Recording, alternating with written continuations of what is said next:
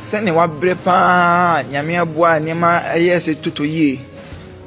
moja ware motimi an kakra from kola mienu de Africa na ha kotena brochire aka mienu they say ka where so I ono so UK awon so obo ne bra ana won so wa ha okwan police ye unya adwuma me ofie entimi nim de beba nko a ono so ofie ni de wagya ne fie ato hono se wo de kakra na aka no ena obepe mu chefa papa boni be na wo de aye ex wife right and yet me no kase ya de ye papa gospel musician Edward Akwasi Boateng aba out in sembi egugun from amuna ma mentwe wa adwen si asembi so kakra last year when me papa ye hu send the video be trend there na on pen drive and on am so ma the likes of Efia Schwarzenegger ni Tracy Boateng and so for El Bernard ni ada so for keka ho ekọ papa ekoye papa emu akobisa na kosem se ade na ehia wa ama wotonton pen drive ampa papa so ka ne numa sem kakra chire mu sa aho chire kakra de ja aba me so enti no enam so ma Tracy no won na keka ho epija structure kakra painting kakra renovation kakra edema ye papa Edward Akwasi Boateng a woto nwum yi na we na papa daddy lumba nsensem na ekoso na no si daddy lumba court nsensem yi boy kire me yire de mensa abre me ma me kono kotwam na jonansa ya baba me wu echi ya betwem ya basa de sere me de me nye ewa na pakam okọ court no kotwem na ni otwem wie me no kase ya ne yire no so the letter court letter abre papa yi na emu asem akeka kanna ne se ampa wode nsa de bre ya papa so ne ware biem ma nam so akwakwatwa court letter ni mu dia eni efie ya wosima the likes of Tracy Boateng Efia Schwarzenegger ne won akeka kan ho wo gi fie no anansa efie no hia na chafa na enkomo ekoso na matna ha kasa asem no mesa kebiem se emema no de ekoso no omo hwe ni na be ma bi wo hono ma one ne yire nete akoso asewa ne odobro ni nsam na ekoso no wa fa efutuo wo mu ne nso no mi ken on pese akwakoka bebre ni akwakoka chense wo side check bi o odobro ni bi hye bebi nti wa ye di na me nsa ebra ni enko tie video ni bi brasese ya all right ebucha for enwakwa badoba Edward Akwasi Boateng YouTube channel na yetra sese yedi nkomo papa achepa asepo na debia ne asema yeti ene letter bi edamen menimu a efri donyina circuit court if yamame Genevieve Osei Boateng Edward Akwasi Boateng ex-wife ano de abre Edward Akwasi Boateng na munse me doso papa but e bo nto fa na yama wa wo hwe so onye munchire mu na sembo no mesi a yankwa yetana so enyi ene ya na letter neighbor ene ya 24th ya 938 okay but I was here dimu nsem eba papa letter ya ba me makan mu say ye ka say ye gba amane a ye be sha say free hefa ye sha say free on the Ghana for a boy me so for Edward Bernard okay and then Apostle Solomon Odro last year we got on me pen driver Ghana for near Efia Schwarzenegger and Tracy Boateng any other phone be boy me no na and then we ready Efia haya na say Erade na asedanka no enka maboa for any metie for any mahwefo nyina ho na ka e be sha ase free ese fin yem na si echi de bi twa bae no almost say Tracy Boateng esi ama me no ti bi wi kama Erade adum ese pase na enka na ho chire gidigidi pa na sei nyame adum ti so ati kakra ma ho so ati kakra I was for let a free the United Circuit Court. And then say, ya papa ne ex-wife, or more Jawarena, ya mamma de and Sakoma Bushan for ya mamma Nakasa was Titi or when himself or the Sakoma Bushan for was Titi Waha. Then Miss Encrata 7 or yen to me and you came upon the dinner about 2 and since I also could chancrate. Lumba some year by Nessa only muntanti be 5 years no wan so betwa nkrata mu da Debbie ti lumba se me ba ya ansa lumba de ye ba ya na ye ase na court ni ayi no na Hello FM ye me interview omo ye interview no na omo kofa ba se de na me se lumba ye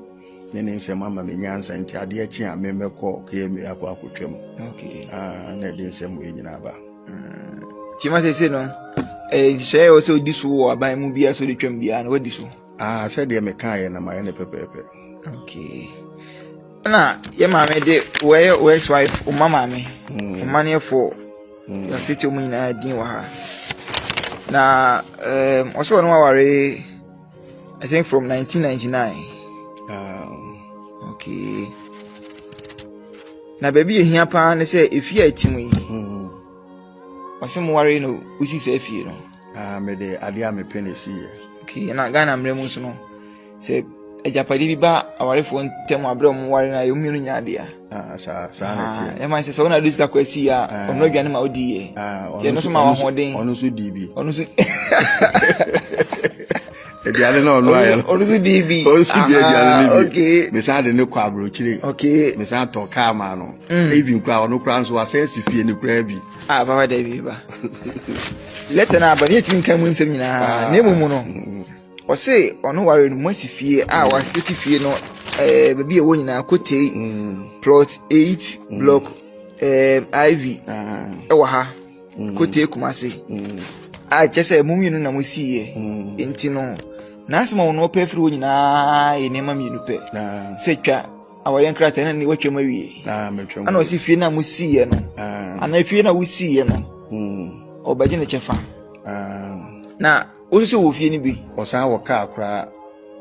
ya na fie no obi na de akọkye na nsi ana se tama na mo tama yete no ojai koye obae no osan ebae no na yese wasifie no de kan so san ba sa ta ma no na yinja ware na if you know baby e woda baby e woni de se sebie son sebie kronto ahaye kwa ho enti baby e woni de yenim baby e wo but ye mpese ye de be de ye de betuja na ko honom dana ba mfama nko hoda batani baby e wo menim baby e wo I say I took critical be I wouldn't say no ofie ti say okaso ni fie bia na ida se aton ana se wo twa ntro okay but we now ni pa papa asemi be to me diama my din pa ne say from say me hu be 2023 mo no hu ka bia wo fa se ka bia na wo yisi sa time no na wife patona wo hifa ex wife no UK na month bia no ma say o ma miska bia munye ntwa nkrata ni tata munye ntwa nkrata da bi ni ntwa nkrata no but oti Ghana asia na wo bre na ho kire no no wo UK wa ma hwe month bia idi mu ama osa de me baba akoko Canada okay ana financing ya so baba akwasa akọ Canada osa ko UK eno so ko UK okay nti aka mienu wa ha eno kwampo so no enhye egusu a wo pese wo manya be papasi papa si no o hwe bra wa bre nyina ne ha wa o pese o da chisia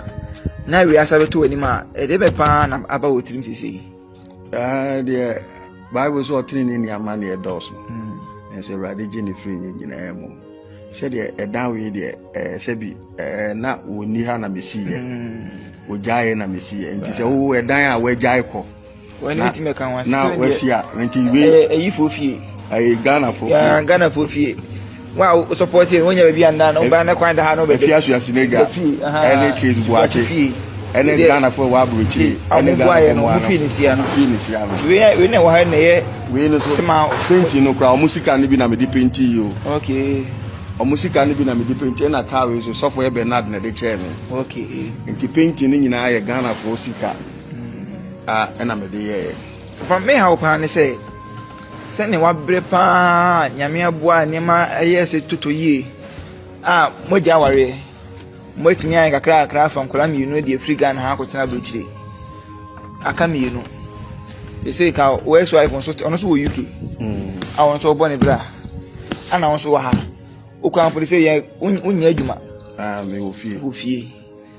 enti minim de beba nko a ono so ofi ni de wagya ne fi ato hono se wo de kakra na aka no ena obepe mu chefa papa boni be na wo de aye for ex wife menye ni boni bia bible so otire ni nyama na edoso na so rade ji ni fi ni na emu apa se adebo no ma ebeba na se bibi na apim bibi o se medika ka se ono woni fie wo ho onka anwansem se ono na aware ntimo meche enkura ni hwemu ni ade mehu hawa na nsin from nema to ye week bia mehu hawa na usifa spend di fie kakra aka ya wutim a se bia kokora wutim a wanya bibi kakra wa kira ha won so de ma han a odi kakra no to wife aside na bro kire wo ene se ne na bra bo ko yi mani nyina still na ebekun wo de ba ko yi hu a se wonye ne hwe a na ba ko na tirimu ede because me ma hwen krata ni ma on se dan kaswa ni boni bia wo ha but baby o papa say o ma ne kwaji lo bi ma wo ntwa Debbie, min kwaji lo bia we say America kra me de no ko ye say wo de obi kwa America kra say ageniska invite kra no ni min ka say wontu esika bia ma ti na wo yi bibia ma yi bibia ma na passport o kuta no kra me na me jema no jo enya ka ku ya papa Edward Akwasi Boateng enum ne ete no was what to check out letter nim na ne nsɛm a wɔka ya ka sɛ ɛyɛ dade lumba nam dade lumba so ɛna ɛma ɔnam so ɛma ɔde kotwa court letter nim enti wa show ensɛm yɛ kɔsome sɛ mɛma yɛ din a ɔmo nkasa mɛma ne bi akwakoyɛ saa sɛ ɔmo ka bi ma akoso ɛsɛwa no dodoɔ na yɛ polygamous saa sunsun na wo mu ebi ni ɔma wu coded nkrɔfo wu coded nkrɔfo ni meseme na meka kyerɛw mɛma ne bi aware ahyɛ mankawa legal wife ɔmo ni ɔmo nete ba coded no ɔmo ni ma na wu ɔmo ni ma ni bi ɔmo ware ma ni bi ni ɔmo obi na semese mesew ɔmo ware ɔmo customary marriage ọmọ wari ọmọ ni ọmọ wu ko dada eme legal wife for ọmọ nim nti asem na ba no abroche for ọmọ ni mo nete nti ni ko dada asem ne ba ena ti legal wife ena dada ni ma anya de ena wanya ọmọ bu o ọmọ de pra mo mpre dwaye ọmọ bu o ọmọ nim so ọmọ kokan mo be chi ọmọ awe ọmọ da pa be deedi nti won say nam so na ama papa yi akotwa in court nsensemu na maka mesin nsɛm na ɛkɔ do ɛmɛɛma no dodoɔ na sisi a na ɔmakata ɔmani baako na ɔmabie baako na ɔmo nim ne ɔmo yɛ na ɔmo bɛgu soso ayɛ yɛ mu bia yɛte yɛsu yɛnim ne yɛyɛ ne yɛni da hɔ papa dade lumba yɛda ase sɛ wuwu yɛ na wuwu akyi na watrendi ama nkurɔfoɔ twatwa ma wadeɛ mu yɛda ase paa na mimi si ha deɛ mekɔtɔdwe no mesi dade lumba asɛm wɔ mpo nka mi nka bi na nso no edida ye kotodwemu ye se ye hwe ai abo bi sun wo se ye hwe aha eya de pa tv edi na no ane discover girl so fem cover girl mejo so tap said the summer name na me de konkonsen in 360 edaba be so mo tap send e kwintia obi afa so de send this kind na adofo mo fie so send this kind during the process no ye be so of your promo code me pa choju on my na de pa tv now they are shower their mommy so the shower wa America bet $10 free sasna where any of the European countries so bet €5 free e be medina no ane miss cover girl so fem cover girl bet you so macrow